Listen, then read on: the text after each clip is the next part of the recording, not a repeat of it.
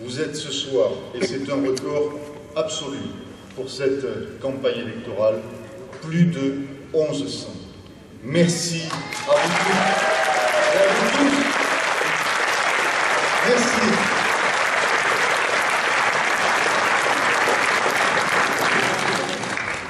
Je suis venu vous parler dans les yeux, vous parler de notre Draguignan, de votre Draguignan, de ce Draguignan que nous chérissons depuis tant d'années.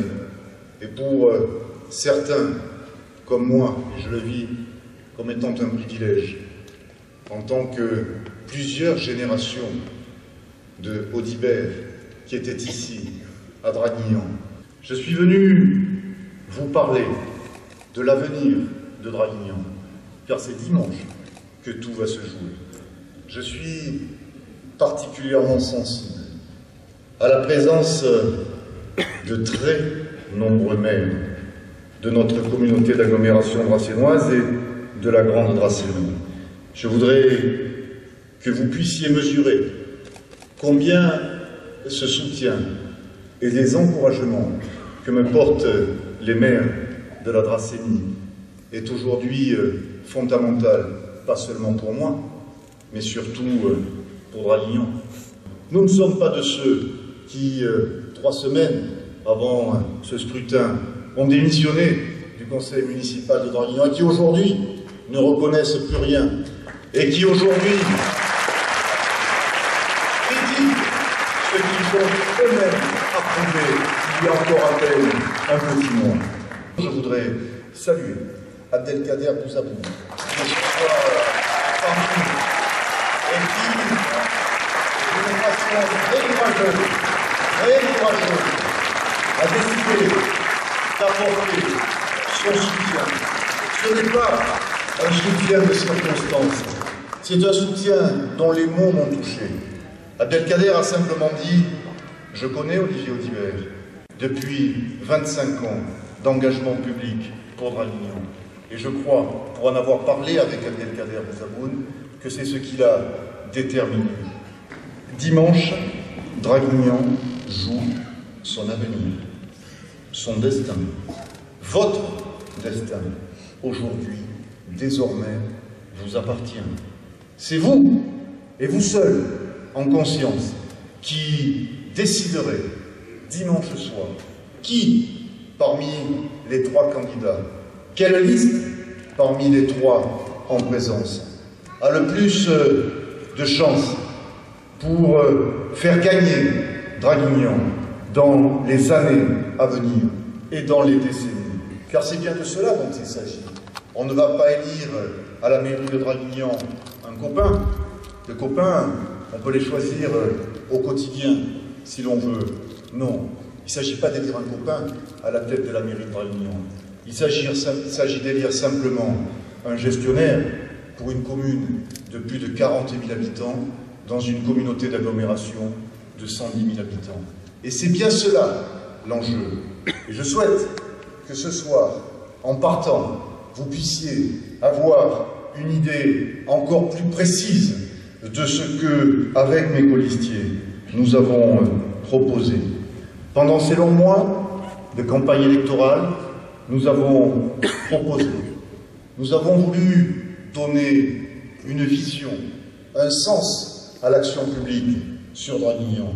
Nous avons voulu débattre, projet contre projet, avec nos concurrents. Ce débat, mesdames et messieurs, vous le savez, n'a pu avoir lieu. Il a été occulté, il a été esquivé. Un candidat m'a traîné dans la boue, m'a insulté pendant 9 mois, m'a insulté avec ma famille, a menti au drap sénois pendant 9 mois.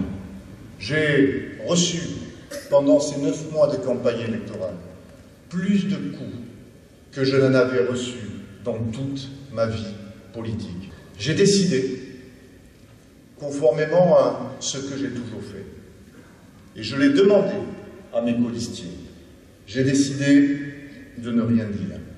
J'ai décidé de faire en sorte que ça puisse glisser sur mes épaules. J'ai décidé d'élever le débat. J'ai décidé de proposer d'élever le débat. J'ai peut-être eu tort au bout du compte. Je voulais faire de la politique proprement. J'ai été traité pêle-mêle de fraudeur aux impôts. J'ai eu des attaques frontales, y compris contre ma famille. J'ai vu se colporter en ville, sur moi, les pires rumeurs, les pires rumeurs. Je me suis fait traiter de corrompu, parce que tout simplement, il paraît que lorsqu'il y a le cumul du mandat, cela facilite la corruption. On m'a inventé des indemnités extravagantes.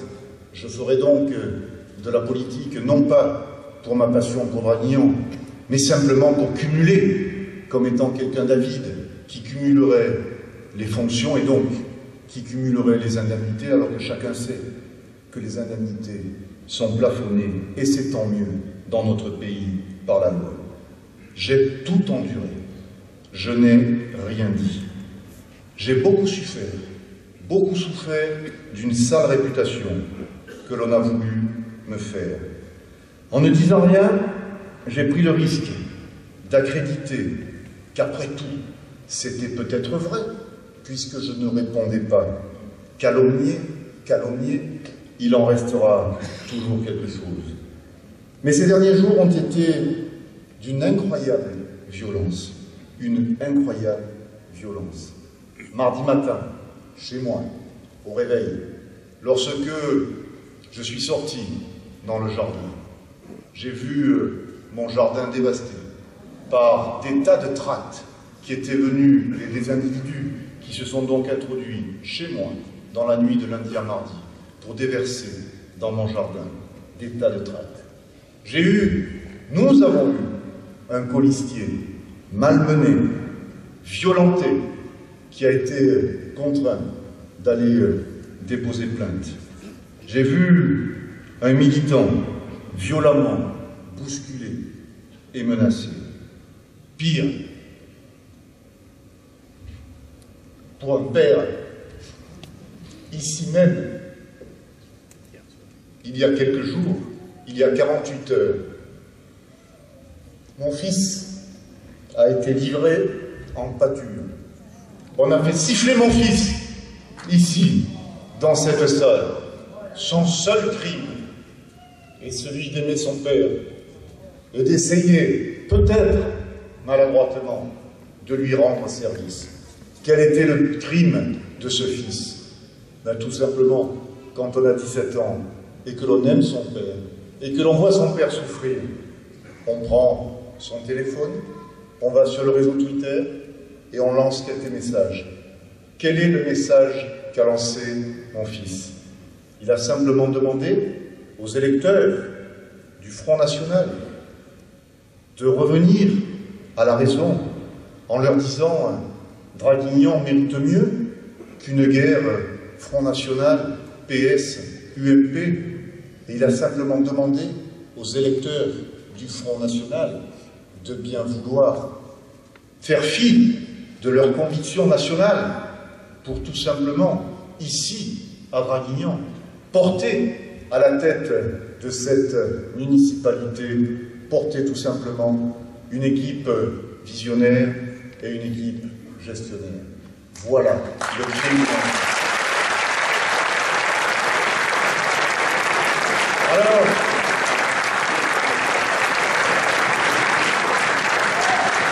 Alors j'ai décidé, une fois, en 9 mois, de vous dire la vérité sur ce candidat, sur le vrai Monsieur Strambili. Une fois en 9 mois. Mon équipe a voulu, et je l'ai donc approuvé, j'en assume donc la responsabilité, répondre simplement pour que les Dracénoises et les Dracénois soient informés. C'est important, la personnalité de celui que l'on va porter pour vous représenter à Draguignan, mais aussi dans la Dracénie. Ce tract disait un certain nombre de choses. Oh, par rapport à ce que l'on a pu écrire, par rapport à ce que l'on a pu jeter comme tract anonyme dans la rue. Vous allez voir, c'est de la roupie de Sansonnet.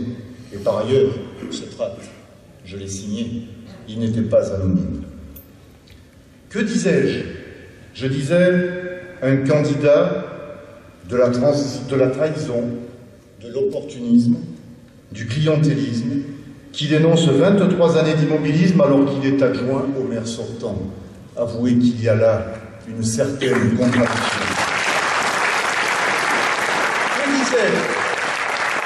Je disais que ce candidat a un père qui fait une campagne effrénée pour lui, et c'est tout à fait normal qu'un père fasse la campagne de son fils.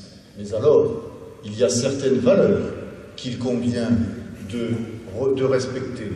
Et notamment, quand l'on critique d'un seul coup l'action de la municipalité, particulièrement de son maire, quand le maire de Draguignan est attaqué avec une violence inouïe, eh bien, quand l'on est le père de ce candidat qui attaque, on a au moins la décence de démissionner de la présidence de l'association des Amis du maire de Draguignan.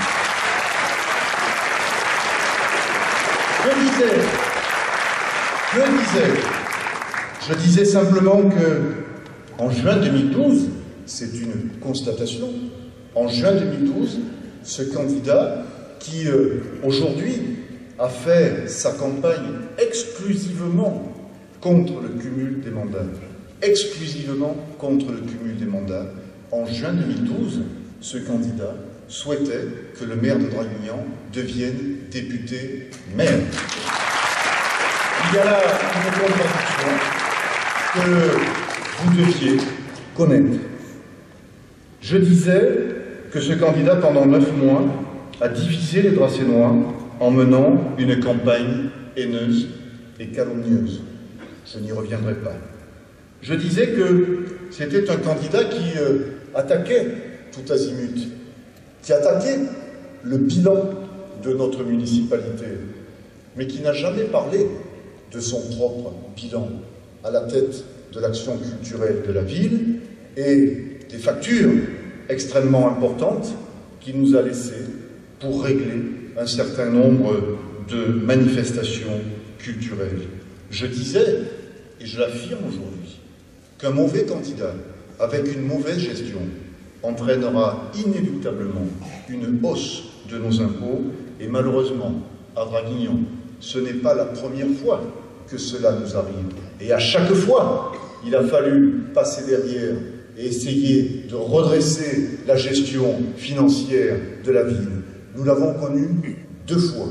Je vous pose la question, en votre âme et conscience, voulez-vous que cela arrive une 3e fois? Nous n'aurons plus la possibilité, alors que nous avons des investissements très lourds à faire, particulièrement pour les travaux à engager pour les inondations, nous n'aurons plus la possibilité de nous relever une troisième fois d'une déroute financière. Que disais-je encore pour en terminer? Je disais simplement, c'est le candidat qui ne propose rien face aux inondations. Mes chers amis, j'ai gagné un pari cet après-midi. J'ai rencontré, dans le cadre de mes visites aux Dracénoises et aux Dracénois chez eux, j'ai rencontré un couple qui me tenait mordicus le discours en disant « Attention, ce candidat-là, il va lancer des travaux. » Eh bien, j'ai dit « Mais où avez-vous vu qu'il allait lancer des travaux? Y a-t-il un document? » Ah oui, oui, dans son document de campagne. Mesdames et messieurs, 130 propositions pour ce candidat. Pas une seule, concernant la façon dont les travaux pourraient être engagés, dont les travaux pourraient être réalisés. Même mieux que ça, pas une seule allusion aux travaux. La seule chose que nous découvrons dans ce document, c'est de dire, ben moi je vous le dis, si demain je suis élu, lundi matin, je suis dans le bureau du préfet et vous allez voir, le préfet il va voir ce qu'il va voir. Moi, je vais lui faire changer le PPRI. C'est la seule chose. Alors dites-moi, ce PPRI serait donc un document, certes contraignant, nous en savons quelque chose, nous avons suffisamment travaillé avec les services de l'État pour que ce document soit juste, car on ne doit pas lésiner avec la sécurité des biens et des personnes. Mais, quand l'on dit que, comme ça, en claquant du doigt, un peu à la tête du client, on va voir le préfet et on va faire changer le PPRI. Mes chers amis, c'est un mensonge et honteux. Quand on essaie de se faire élire sur des sujets aussi dramatiques que ceux que nous avons connus le 15 juin 2010, je vous pose une question. Est-ce cela la dignité en politique? Lorsque nous avons présenté ce document à la population au conseil municipal, nous l'avons voté par 2 fois. Vous connaissez le vote de ce candidat? Il a été bien évidemment favorable par 2 fois. Voilà donc une certaine duplicité que les Dracénoises et les Dracénois doivent connaître. On ne peut pas aller devant les électeurs en expliquant un certain nombre de choses qui sont contraires à ce que l'on a fait pendant 6 ans, particulièrement sur le PPRI, que l'on a voté sans aucune observation, et puis aller devant vous en disant « Ne vous inquiétez pas, je sais que le PPRI vous embête, mais le PPRI embête tout le monde. » C'est ça.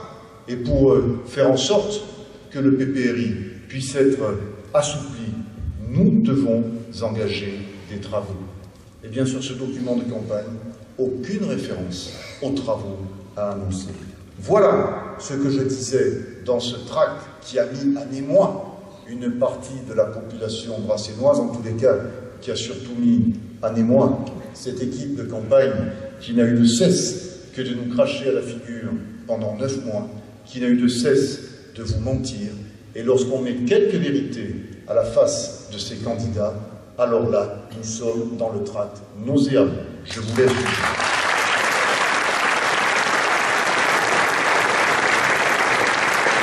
Alors voilà quel a été mon premier crime.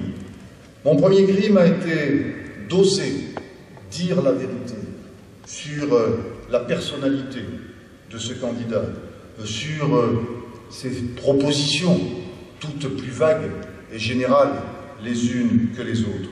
Oui, j'ai osé dire la vérité également sur un système que nous croyions enfoui à jamais ici à Draguignan.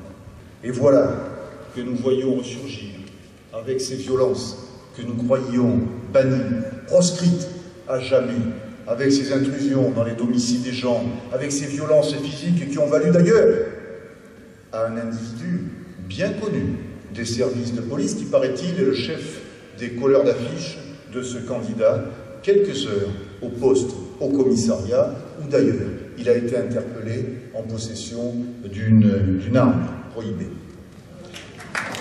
Alors, Nous ne voulons plus de ce système que nous avons combattu pendant 30 ans. Nous proposons de construire le Draguignan de 2040. Eux, ils veulent revenir au Draguignan des années 1980.